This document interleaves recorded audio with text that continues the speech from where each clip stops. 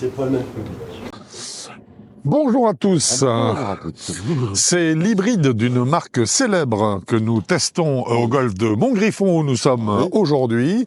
Cette marque célèbre, c'est TaylorMade. Et l'hybride en question, c'est le nouvel hybride QI35. QI35. Max. En plus. Max, extraordinaire. Et j'arrive encore à lire. Tu arrives encore, c'est formidable. Ouais, c'est le numéro 4, le Rescue 4 à 23 à 23 degrés de loft, exactement. Ce club est doté d'un manche Air Speeder, pour être précis. Nous allons bien sûr le tester dans les secondes qui viennent et dans les minutes qui viennent, parce que ça va prendre un petit moment, bien sûr. Pour vous dire ensuite tout ce que nous en pensons. À tout de suite.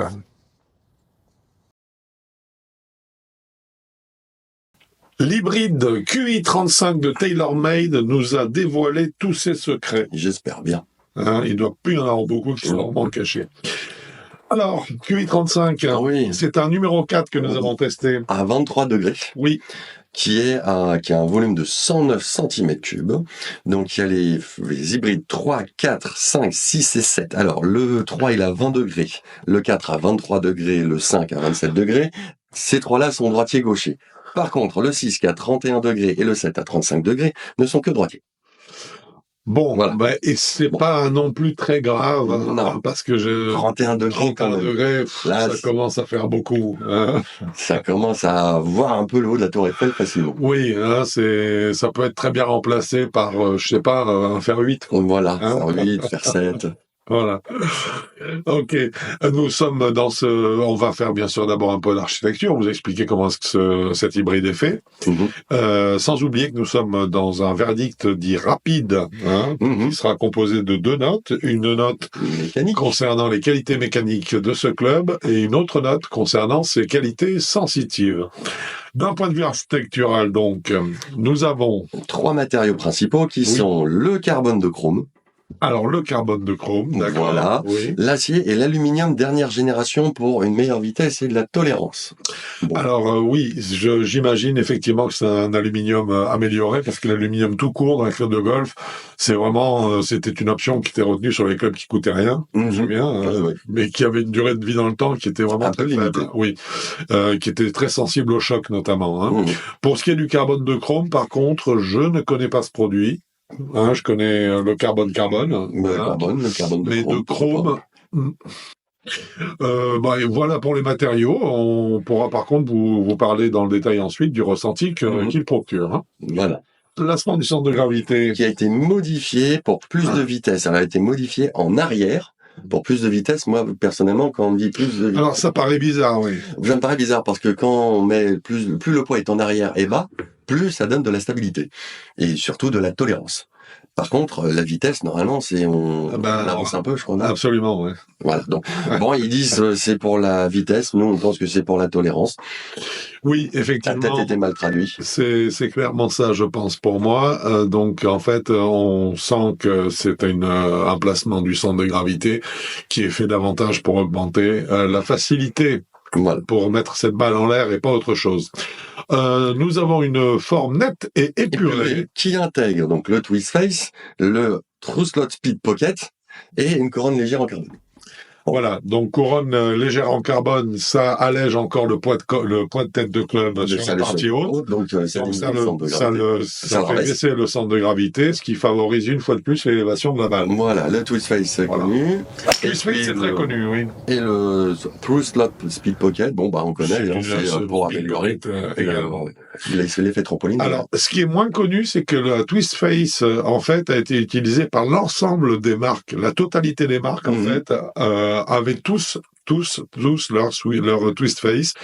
Simplement, Taylor a été le premier à dire j'en ai une. Voilà. Mais il l'avait, et tous les autres l'avaient déjà aussi, en même temps que lui. Mais bon, lui l'a revendiqué alors que les autres ne l'ont pas. Les autres marques ne l'ont pas fait. Voilà d'un point de vue donc architectural, on va pouvoir. Pas grand chose, mais c'est pratique quand le club est petit et qu'il n'y a pas beaucoup. C'est très bien. Voilà, très bien. Ça j'aime bien. Et du coup, on va pouvoir attaquer le verdict et donc commencer par la qualité mécanique de ce club. Bon, alors dis-moi, mon cher Quentin, entre l'aluminium, Carbone de chrome, le carbone de chrome, l'acier, voilà exactement, carbone. en qualité des matériaux, comment tu l'as trouvé ça? Magnifique, je trouve très bien. Là, c'est du TaylorMade tout plan pot. Il est magnifique, il est bien. Enfin, il n'y a pas une erreur de création. C'est tout est bien poncé. On dirait que c'est quasiment fait d'une seule pièce, même si ça l'est pas tout à fait. Mais c'est très bien, c'est très beau. J'ai aucun défaut à lui trouver. Et puis voilà. Quoi. Et puis il y a une qualité dont on parle pas là, qui est en fait la qualité esthétique. Moi, je le trouve très joli. Il est beau, il est bien. J'aime bien le mariage de couleurs, notamment ce qu'ils ont choisi sur cette gamme. Avec un petit vert qui est assez sympa. C'est un espèce de vert brun, noir. Oui, mais il y a un mélange de ces trois teintes, je trouve, qui est assez sympa. Ouais, c'est assez original. Voilà. Et je trouve que ça a de l'allure, en fait. Voilà.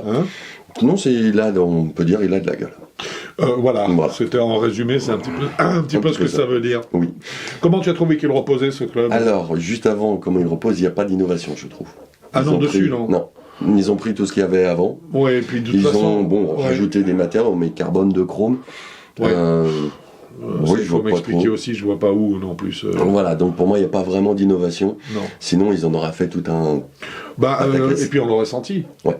Tandis que là, en fait, on n'a pas senti quoi que ce soit de très différent dans les formules par rapport aux formules habituelles.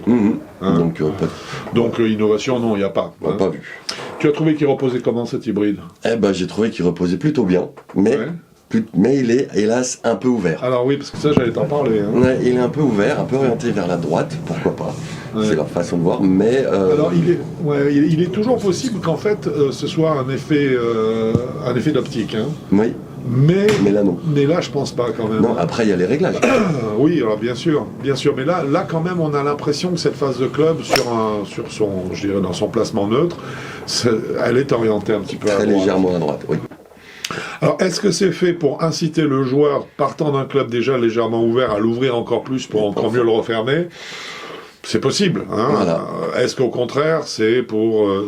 Non, ça me paraît peu probable qu'il y ait une fabrication d'un club qui soit faite pour un club qui aurait tendance à se fermer et s'ouvrir. Ça, généralement, c'est plutôt l'inverse. Mais effectivement, il y a ce petit problème quand même, je trouve, à l'adresse, où autant l'emplacement de balle par rapport au pied est juste, il n'y a rien à dire.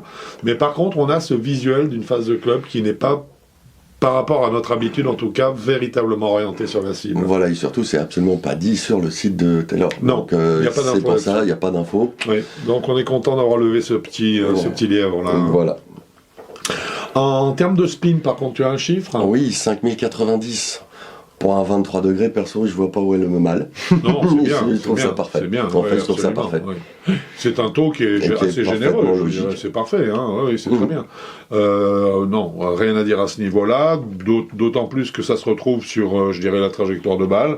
On n'a pas du tout une trajectoire de balle qui remonte direct. On en parlera bien sûr plutôt dans les qualités sensitives. Enfin, en tout cas, c'est un club donc qui imprime une quantité de backspin qui est largement suffisante.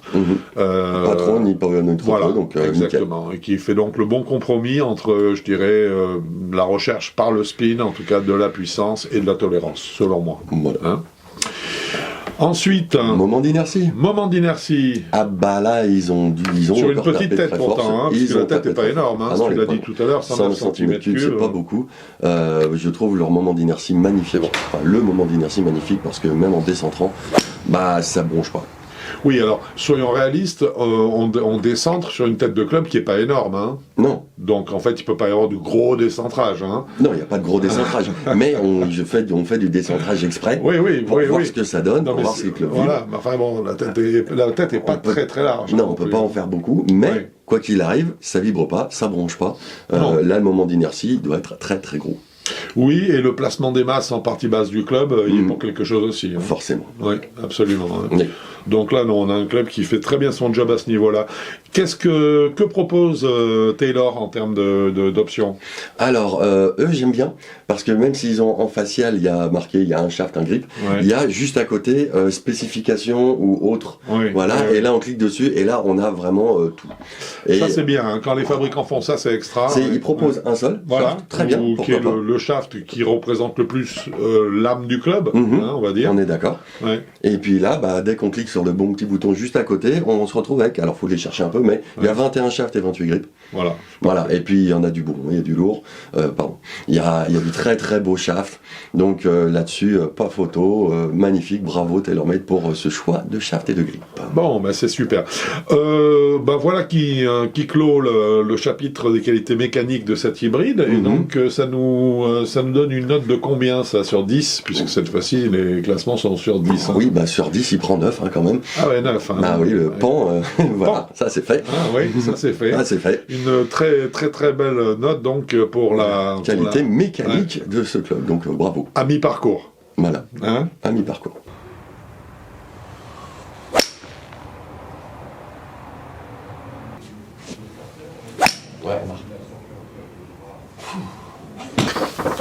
Mi-parcours, car maintenant nous allons juger, mon cher Quentin, des qualités sensitives de la bête. Oui, on va commencer par les trajectoires. Hybride QI35. Voilà.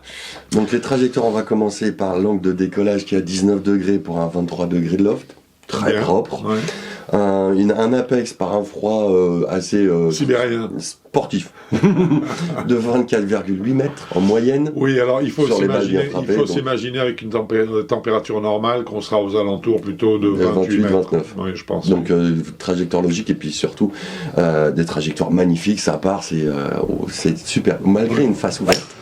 Les trajectoires de balles sont magnifiques, ça part tout droit quasiment, c'est un club qui est tolérant, on peut pas trop en mettre partout, c'est quasiment comme sur des rails.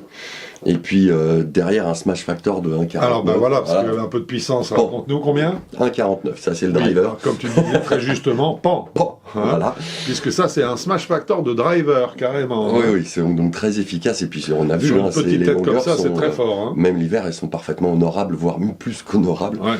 En tout cas, ce qui est sûr, c'est qu'on ne peut pas avoir un club qui retransmette davantage d'énergie que ça, à 0,01 point près. Hein. C'est interdit. Voilà. Donc en fait, ça veut dire que c'est un club qui effectivement vous donnera délivrera en tout cas toute la puissance que vous mettrez dans votre club. Hein. Voilà. Dans votre swing. Hein. Ça, c'est une évidence. Donc fantastique, avec des trajectoires spectaculaires. Les trajectoires sont très belles, très rectilignes. Alors on peut pas trop les shaper, on va dire. Non, alors on peut pas, c'est ça, on peut pas s'amuser à faire du. Voilà. Mais parce que le club il a un moment d'inertie énorme. Voilà, c'est tout. C'est très bien. Ce club, de toute façon, je pense qu'il avait un cahier des charges et puis il l'a parfaitement respecté. Le but, c'est de mettre la balle sur le fairway. Il faut que ça avance et puis c'est tout. Entre guillemets. Et puis c'est tout. Donc, complètement d'accord. Moi, je l'ai trouvé très efficace et je trouve qu'il délivre de très belles trajectoires, véritablement. Par contre, on va peut-être là maintenant parler d'une chose où là on va avoir plus à débattre, c'est de sa maniabilité. Parce que personnellement, je ne l'ai pas trouvé particulièrement maniable ce club. Non, pour moi ce club, on parlait de trajectoire sur des rails, et en fait le club il est sur des rails. Donc il ne va pas en démordre, il a du poids comme il faut, là où il faut. C'est là où je ne suis pas forcément d'accord. Mais il impose. Moi je le trouve un petit peu trop lourd. Oui, parce que justement c'est pour imposer des rails, pour le mettre dessus, et puis c'est tout. Voilà, c'est ce que ça donne comme sensation, parce qu'en fait ce club est lourd. Moi la sensation que j'ai eue en tapant la première balle avec, c'est ouf. Il a beaucoup de masse, quoi. Beaucoup de masse qui fait qu'effectivement, on ne peut pas faire de déviation dans le swing. Enfin, disons que c'est plus compliqué de faire une déviation de plan de swing. Un peu délicate, oui. Voilà, c'est phase de club, chemin de club, difficile à manipuler. Difficile à manœuvrer, puisqu'en fait, une fois qu'on le met en mouvement, sa masse crée une inertie qui lui donne un chemin qui est toujours le même, montée-descente. Alors, ça a un côté très positif. C'est une forme de régularité. Parce que ça le club là amène une régularité. Mais par contre, ça a un côté négatif qui est que la maniabilité devient quasi inexistante. Voilà, et puis ça devient très dur à manipuler, c'est impossible à manipuler. Là, on est sûr de faire des erreurs de swing, donc des erreurs de trajectoire assez. Il faut pas s'y amuser. Non, voilà, c'est pas un club qui aime ça du tout. Non. Et je pense que c'est dans son cahier des charges, mais bon. Alors, ouais, j'ai eu l'impression en plus, je ne sais pas, bon, on l'a joué avec un manche standard, hein, qui est le manche qui est recommandé par la marque, et c'est celui qui sera sûrement le gros des ventes. Je vois pas tellement comment est-ce qu'on peut, je dirais, résoudre cette question de la masse. Et puis, est-ce que quelque part, l'hybride ne perdrait pas son âme? Bah, je pense aussi, parce que justement, pour moi, c'est l'âme de ce club, c'est je te mets sur des rails, tu me laisses aller, et puis ta balle, elle sera sur les mêmes rails. Voilà, ça veut dire qu'en fait, je dirais d'un point de vue pédagogique, c'est un club qui va s'adresser à un certain type de joueur plutôt qu'à un autre. En fait, hein. On est d'accord. On est d'accord. Ah, parfaitement. Hein? Mais oui, bien sûr. Ok, parfait. Feedback, qu'est-ce que tu en penses? Sonorité? Bah, sonorité, c'était à peu près agréable, un peu creux. Oui. Légèrement, rien de bien méchant. Mais il n'y a pas cette clarté. Moi, je ne dirais pas creux, plutôt étouffé, en fait. Un peu mat. Étouffé. Voilà, mat, étouffé, pas creux. Oui, un peu mat. Oui. Hein, je suis d'accord. Un peu mat. Voilà. Et puis après au niveau, donc c'est pas gênant, mais on n'a pas de côté où on va se dire tiens j'ai bien claqué celle-là. Ouais, voilà, c'est juste il manque, c'est le petit truc en plus. Voilà. C'est la petite pincée de rêve. Voilà, que ça donne. Et après niveau feedback, on sait si on a tapé à peu près au centre, un peu vers la pointe ou vers le talon, mais pour savoir où c'est précisément non. Non. Mais c'est pas mauvais. Non, absolument. La tolérance est telle que de toute façon, la sensation en soi est bonne. Hein, et puis bon, la tolérance fait qu'effectivement on a du feutrage, mais il n'est pas énorme. Hein, parce qu'une fois de plus, on a quand même une tête qui est très contenue, je trouve, en termes de volume. Et donc, en fait, on a une sensation qui est relativement répétitive. Quasiment tout le temps la même. À peu près toujours la même, qui va très bien avec l'esprit dont on a parlé tout à l'heure du club, qui est de dire sa masse incite, ou son équilibre, incite le joueur à reproduire toujours la même trajectoire de retour de club dans la balle. Et ça se marie très bien en fait avec le son qu'il donne et les sensations. Alors sensations justement, en général, qu'est-ce que tu dis? Je dis que c'est un club justement, moi c'est le seul péché, c'est qu'on peut pas entre guillemets s'amuser avec. C'est ça. Voilà. Le mot est juste, c'est bien. Si on peut pas s'amuser avec, on peut pas essayer des choses, se dire même sur practice, allez, je veux apprendre à générer un peu de trajectoire, je vais apprendre quelque chose de ce club. En fait, la seule chose qu'on va apprendre, c'est un rythme, et c'est le rythme du club, qui va aider justement le joueur à avoir un rythme qui correspond. Donc il a une âme propre. Cette âme n'est pas diversifiée, on va dire. Il n'y a pas d'amusement, c'est comme ça, c'est plié, c'est fini. Là, je sors pas de là où je suis. Donc, j'ai aimé jouer ce club, parce que c'est toujours agréable de trouver une vocation dans un club. On a trouvé sa vocation, j'étais super content. Dès qu'on est dedans, on se dit, c'est comme ça qu'il fonctionne. Je vais y aller dans son sens. Mais, et moi alors, non, toi tu suis. C'est un club qui a une personnalité. Hein. Oui. Hein, il se démarque, je trouve. Oui, il a une personnalité forte. Il se démarque de pas mal d'hybrides qu'on a pu essayer, parce que justement, il s'impose. Hein. Oui, il s'impose. Hein, il s'impose. Voilà. Hein. C'est un club qui est vraiment intéressant à jouer, hein, non seulement efficace, qui met de très belles trajectoires de balle, il mérite d'être testé, parce que si le match se fait entre le club et votre type de swing, votre type de jeu, alors là je suis sûr que c'est un mariage qui va jusqu'au bout de la vie. Hein. Bien, tout ça donc va nous donner une note des qualités sensitives. Oui, des sensitives, donc sur 10, on a mis 8 sur 10. 8 sur 10, et tout à l'heure en mécanique, il me semble qu'on était à 9 sur 10, c'est ça? Ça nous fait 17 sur 20. Ça nous fait bien 17 sur 20, c'est une très bonne note. Hein. Bien, de toute façon on a aimé. Alors, voilà, donc bravo TaylorMade pour ce QI35, c'est une réussite, mais une fois de plus, avec un caractère bien particulier, qui fait que c'est un club que vous allez peut-être adorer, ou au contraire pas du tout... pas du tout aimé. Ouais, pas du tout aimé. Hein. Mais bon. Nous, on a apprécié, à partir du moment où on a trouvé, comme j'ai dit, sa vocation. Si on rentre dedans, là, c'est un club qu'il faut vraiment tester. Absolument. Voilà. Gamme de joueurs? Gamme de joueurs, 10-27, parce que on peut pas s'amuser avec. Voilà. Il faut déjà avoir un swing à peu près posé, donc, absolument. Pour justement comprendre son fonctionnement et puis rentrer dedans. Et là, c'est jackpot. Hein. Ok, très bien. 10-27, je suis absolument d'accord. Et puis, il a un prix peut-être? Oui, il a un prix de 349 €. Et pour évidemment nos membres fans, vous avez 12% dessus si vous passez par nous, donc Avigolf, à contact@avigolf.com. Très bien. Et puis on vous aidera à non seulement à le faire sur mesure, mais en plus avec une remise de 12%. Mais c'est parfait. Bravo, Quentin. Youpi. Eh bien, ce test est dorénavant terminé. Nous espérons qu'il vous a plu. Bien sûr. Et puis, on vous dit à très bientôt. Hein, Voilà, sur un parcours de golf ou sur herbigolf.com. Bon golf à vous. Au revoir.